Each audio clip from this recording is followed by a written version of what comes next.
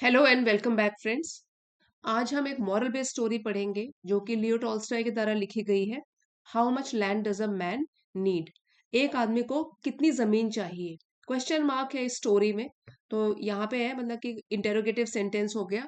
Readers से पूछना चाहते हैं कि एक इंसान को लगभग कितनी जमीन चाहिए। और इसी स्टोरी के थ्रू आज हम important word meanings plus comprehension and reading skills को एनहेंस करेंगे। आइए शुरू करते हैं। Leo Tolstoy, How Much Land Does a Man Need is a thoughtful story. So thoughtful इसका मतलब होता है जो कि आपको सोचने पर मजबूर करे, जो कि विचारशील हो, सोच समझकर लिखा हुआ। ठीक है, तो एक ऐसी स्टोरी है जो आपको सोचने पर मजबूर करेगी। That explores human desire and the limits of material success. So explore means गहराई से इसकी जांच करता है या डिटेल में हमको बताता है। ये वाली स्टोरी जो है हमको बताती है, ये एक्सप्लोर करती है ह्यूमन डिजायर, इंसान की जो इच्छाएं होती हैं या उसकी चाह होती है। और लिमिट्स होता है सीमाएं। ठीक है, या जो एक हद होती है, लिमिट किस चीज की यहाँ पे बताई गई है? Material success. अब एक वर्ड आपने सुना होगा, मटीरियलिज्म।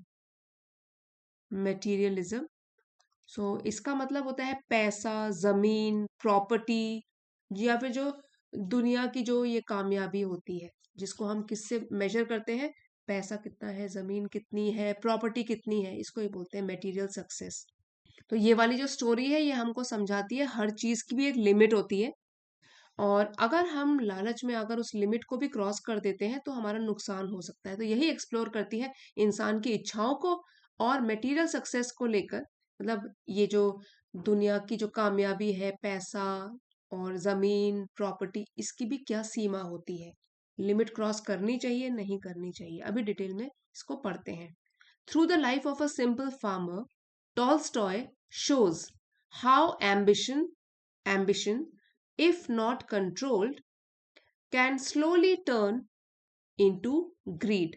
तो ये वाली कहानी है एक सिंपल साधारण से किसान की लाइफ के माध्यम से। हमको टॉल्स्टॉय दिखाते हैं, बताते हैं कि किस तरीके से जो एम्बिशन है, एम्बिशन क्या होता है? महत्वाकांक्षा, strong desire to achieve something, drive भी बोल सकते हैं इसको। ये बताती है कि जो हमारी ड्राइव है, इफ नॉट कंट्रोल, अगर वो कंट्रोल में ना रखी जाए, can slowly turn into greed, वो धीरे धीरे एक लालच में बदलती जाती है। जो हमारा एम्बिशन है अगर वो कंट्रोल ना किया जाए, किस चीज को लेकर एम्बिशन है? यहाँ पे मटेरियलिज्म के बारे में बताया गया है। अगर कंट्रोल ना किया जाए, धीरे धीरे वो लालच में बदल जाता है। एंड डिस्टर्ब इनर पीस, हमारे मन की शांति को भी फिर डिस्टर्ब करता है। और यहाँ फुल स्टॉप आ गया। This story invites readers to reflect on what truly brings satisfaction in life. तो ये जो स्टोरी है, ये जो रीडर्स, हम लोग जो है रीड कर रहे हैं, उनको एक इनविटेशन देती है, निमंत्रण देती है कि मतलब आओ और रिफ्लेक्ट करो, चिंतन करो, गहराई से सोचो किस चीज के ऊपर? What truly brings satisfaction in life. तो सेटिस्फैक्शन का मतलब होता है कि कंटेंटमेंट या प्लेजर, फीलिंग ऑफ फुलफिलमेंट। क्या चीज है जो लाइफ में हमारे सेटिस्फैक्शन लेकर आती है, फुलफिलमेंट की फीलिंग लेकर आती है? तो ये रीडर्स को डिसाइड करने के लिए बोला है। तो आप भी स्टोरी पढ़िए और फिर डिसाइड कीजिए। Pahom, Pahom, the main character, begins as a hardworking man with modest needs. तो ये हमारा मेन कैरेक्टर है यहाँ पे, पेहोम। तो ये जो मुख्य पात्र है, मेन कैरेक्टर को हम स्टोरी में प्रोटैगनिस्ट भी बोलते हैं। ये वाला एक वर्ड है, आप रिप्लेस कर सकते हो। मेन कैरेक्टर जो मुख्य पात्र है उसको हम क्या बोलते हैं? प्रोटैगनिस्ट। तो ये हमारा मेन कैरेक्टर है। ये शुरू होता है, मतलब कि शुरुआत में क्या दिखाते हैं कि ये हार्ड वर्किंग मैन है, फार्मर है, बहुत ही मेहनती किसान है, विद मॉडेस्ट नीड्स, और उसकी जो जरूरतें हैं वो भी बिल्कुल मॉडेस्ट है, साधारण है। तो एक चीज आप बोल सकते हो कि मॉडेस्ट है या सिंपल है, ज्यादा उसको कुछ नहीं चाहिए। मॉडेस्ट नीड्स इसका मतलब ज्यादा जिसकी जरूरतें नहीं होती हैं। He believes that owning more land will give him security। तो वो बिलीव करता है, वो मानता है कि अगर वो ओन करता है, मालिक होता है किस चीज का, मोर लैंड, और भी ज्यादा जमीन का, तो वो उसको एक कैसी फीलिंग देगा, सिक्योरिटी। सिक्योरिटी मतलब एक सेफ्टी की फीलिंग देगा कि मेरे पास लैंड है तो मेरे काम ही आएगा। तो एक feeling of security and freedom from worry. Worry होता है चिंता, चिंता से इसको मुक्त कर देगा, रिलीफ दे देगा। फ्रीडम फ्रॉम वरी, वरी क्या होता है, चिंताएं, चिंताओं से, जो अगर ज्यादा जमीन होगी तो चिंता से भी वो दूर रहेगा। At first his wish seems practical and reasonable. तो शुरुआत में तो उसकी जो भी ये इच्छा है, छोटी सी इच्छा जो है, वो हमको ऐसे लगती है जैसे कि प्रैक्टिकल है। तो प्रैक्टिकल ना, सेंसिबल है, रियलिस्टिक है, व्यवहारिक है, और रीजनेबल भी लगती है, लॉजिकल भी है, सेंसिबल है ये भी। ठीक है, इसको भी आप बोल सकते हैं कि तर्क संगत है, या इसमें एप्रोप्रिएट है, प्रैक्टिकल है। ठीक है, तो शुरू में हमको ये लगता है कि जो भी उसकी इच्छाएं हैं प्रैक्टिकल है और रीजनेबल है, लॉजिकल है और सेंसिबल है। However as he gains more land, तो हालांकि जैसे जैसे वो और लैंड गेन करता रहता है, मतलब कि उसके पास और भी जमीन आती रहती है, his sense of contentment does not increase. तो कंटेंटमेंट इसका मतलब है कि सेटिस्फैक्शन या पीस, पीस भी बोल सकते हो, सेटिस्फैक्शन मतलब जो एक ये वाली क्वालिटी होती है कंटेंटमेंट की, happiness with what one has, कि इंसान के पास क्या चीजें हैं, वो उसको कंटेंटमेंट देती है। ये क्या होने लग जाता है, कि sense of contentment does not increase, वो इंक्रीज नहीं होता। लैंड तो ज्यादा आ रहा है, कंटेंटमेंट कम होता जा रहा है।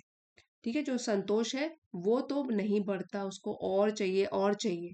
Instead each new possession creates a fresh desire, leaving him constantly dissatisfied। तो उसका उल्टा ही हो रहा है, इंस्टेड, इसके बजाय, ईच न्यू पोजेशन, पोजेशन का मतलब होता है कि कोई प्रॉपर्टी यहाँ पे, क्योंकि उसको तो लैंड चाहिए ना, तो ईच न्यू, जो भी नया वो लैंड खरीदता है, अपनी प्रॉपर्टी खरीदता है, क्रिएट्स, वो शुरू कर देता है एक फ्रेश डिजायर। इसका मतलब हुआ कि नई विश, फिर से कि अब और चाहिए, एक फ्रेश डिजायर पैदा होने लग जाती है उसके अंदर, मन के अंदर। लिविंग हिम कॉन्स्टेंटली, लगातार, डिससेटिस्फाइड मतलब वो अनहैप्पी रहता है इन चीजों से हमेशा। नया लैंड एक्वायर करेगा, नई प्रॉपर्टी एक्वायर करेगा, और इच्छाएं जगेंगी कि और लेना है और लेना है, जिसकी वजह से वो हमेशा अनहैप्पी ही रहता था, सुखी नहीं रहता था। Tolstoy highlights how opportunity and comparison can weaken good judgment. Tolstoy अपनी कहानी के द्वारा ये हाईलाइट करते हैं, इस चीज के ऊपर प्रकाश डालते हैं कि किस तरीके से जो अपॉर्चुनिटी है, मतलब कि क्या जो चांसेस मिले हैं हमको लाइफ में, चांस टू डू समथिंग, या हमको जो भी ओपनिंग्स मिली हैं, अवसर मिले हैं, एंड कंपैरिजन, एक दूसरे से तुलना करना, अपने आप को इवेल्युएट करना, दूसरे से इवेल्युएट। ठीक है, कंपैरिजन, ये चीज वीकन, कमजोर डाल सकता है, कमजोर पढ़ा सकता है आपके गुड जजमेंट को। गुड जजमेंट हो गया विजडम को, जो आपकी खुद की विजडम है वो कमजोर हो सकती है। सही निर्णय लेने की जो एबिलिटी होती है, टू डिसाइड वाइजली, वो कमजोर पड़ सकती है। ठीक है, वीकन मतलब कमजोर पड़ना।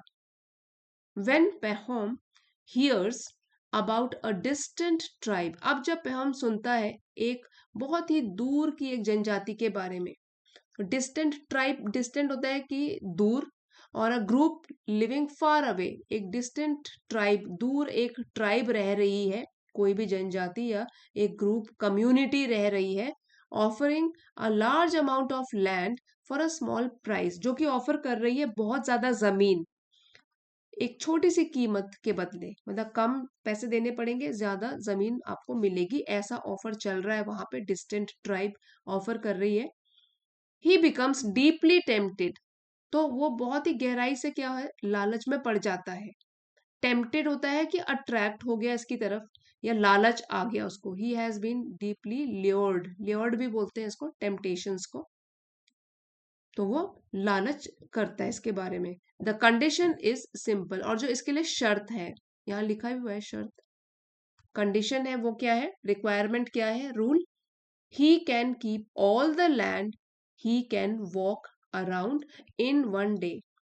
अब ये कंडीशन ध्यान से सुनिए कि वो उतना लैंड, उतनी जमीन अपने पास रख सकता है जो वो चलेगा, चारों ओर उस जमीन के चलेगा एक सिंगल डे में। ये उनकी कंडीशन है। जितनी आपने जमीन चल के कवर कर ली उतनी जमीन आपकी, ये उसकी कंडीशन है। Confident and eager, Pahom ignores his physical limits. तो कॉन्फिडेंट तो हो गया, वो सेल्फ एश्योर्ड है अपने बारे में, खुद के ऊपर विश्वास है उसको। ईगर है, वो उत्सुक भी है, कीन है इसको पाने के लिए। वेरी इंटरेस्टेड, ठीक है, ईगर मतलब काफी इंटरेस्टेड है, कॉन्फिडेंट भी है। तो पहोम लेकिन करता क्या है, नजरअंदाज करता है, इग्नोर करता है अपनी फिजिकल लिमिट्स को। मतलब फिजिकल क्या हो गया, हमारी बॉडी से रिलेटेड, लिमिट्स हो गया हमारी सीमाएं। तो लिमिट्स ऑफ द बॉडी, जो उसकी कैपेसिटी बोल सकते हो कि कैपेसिटी मेरे में कितनी है चलने की, इसको वो इग्नोर कर लेता है क्योंकि लालच आ जाता है उसको। And pushes himself too hard, और अपने आप को काफी आगे तक धकेलता है। पुशेस हिमसेल्फ टू हार्ड मतलब बहुत ही ज्यादा अपने आप को पुश करता है कि और चल लूं और चल लूं और कवर कर लूं, ज्यादा लैंड मुझे मिलेगा। As the sun begins to set, अब जैसे ही सूरज अस्त होने लगता है, मतलब कि सनसेट होने लगता है, पेहोम्स स्ट्रेंथ फेड्स। अब पहम तो सुबह से ही चल रहा है कि ज्यादा से ज्यादा लैंड कवर कर ले, उसकी जो ताकत है वो जवाब देने लगती है।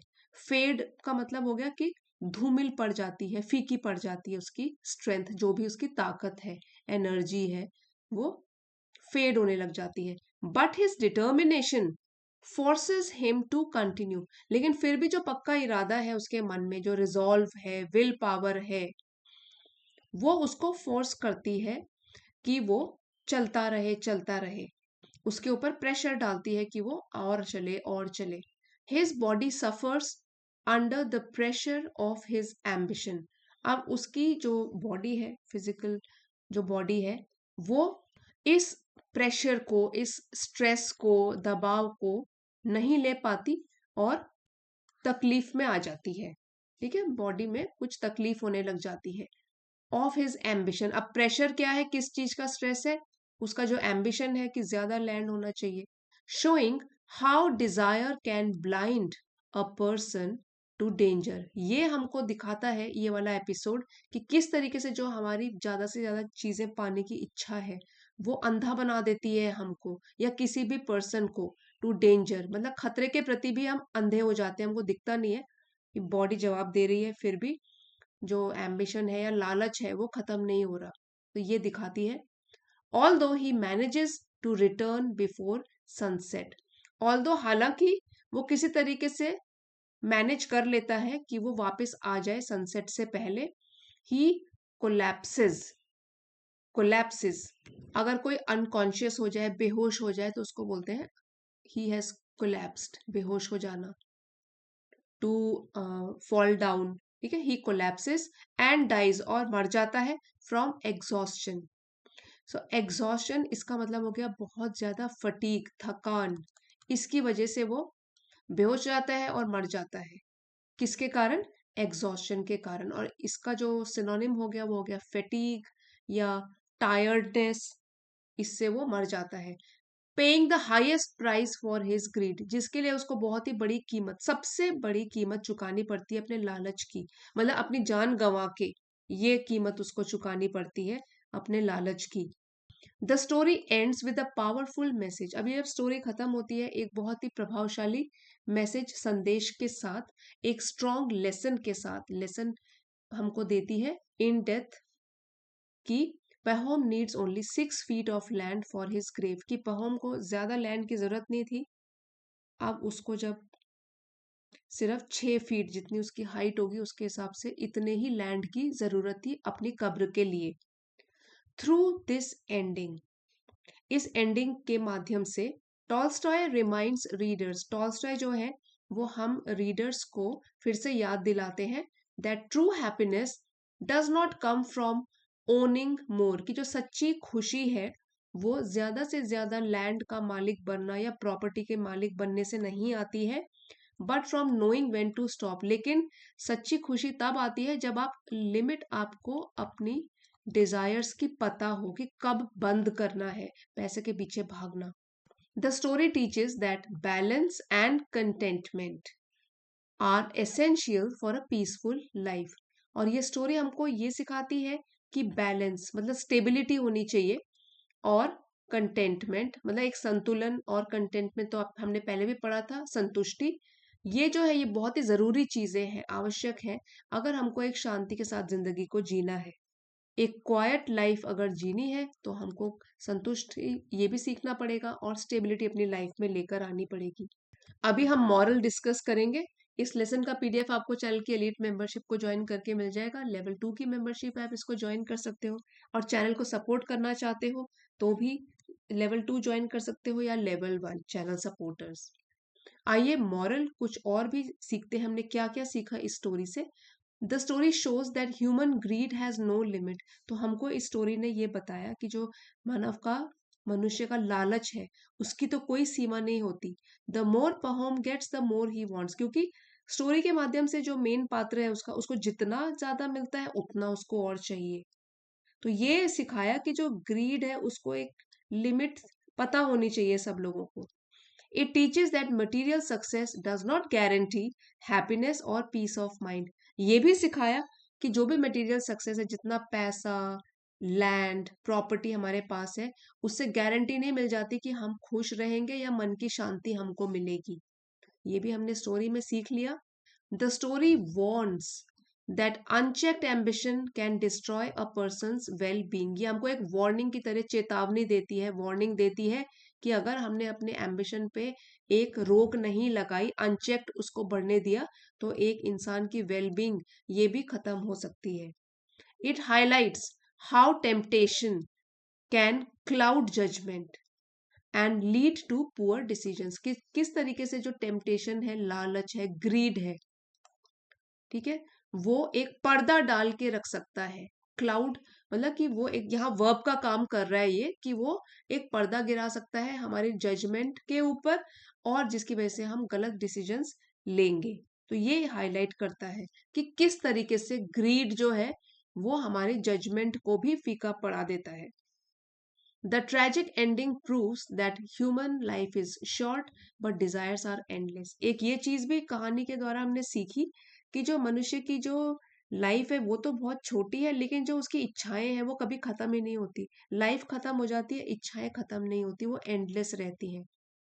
Overall it teaches that greed leads to loss while contentment leads to peace. तो ओवरऑल अगर कहें तो इस स्टोरी के द्वारा हमने सीखा कि लालच, इससे तो कुछ नुकसान ही होता है, लेकिन अगर संतुष्टि आ जाए तो उससे मन की शांति हमको मिलती है।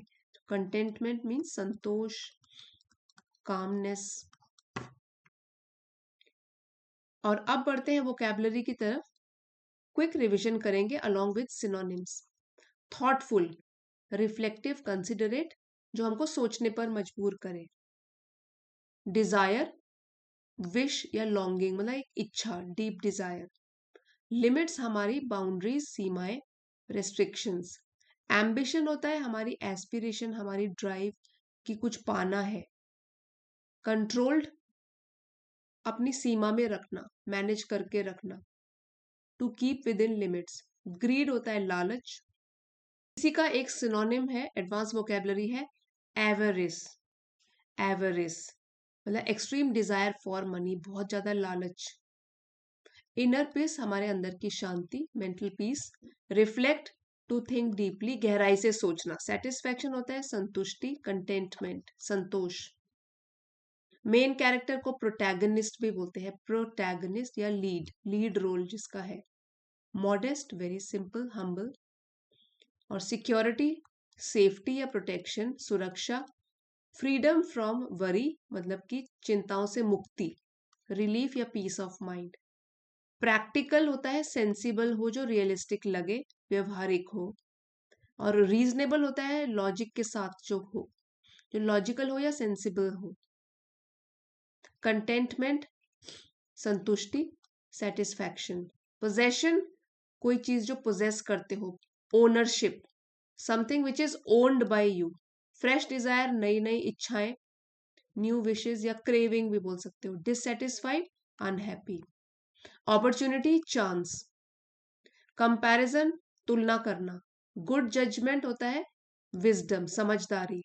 डिस्टेंट ट्राइब, एक दूर की जो जनजाति थी। टेम्पटेड, टेम्पटेशन से बना है, लालच। कंडीशन हमारी ये है रूल, क्या रिक्वायरमेंट है, शर्त क्या है।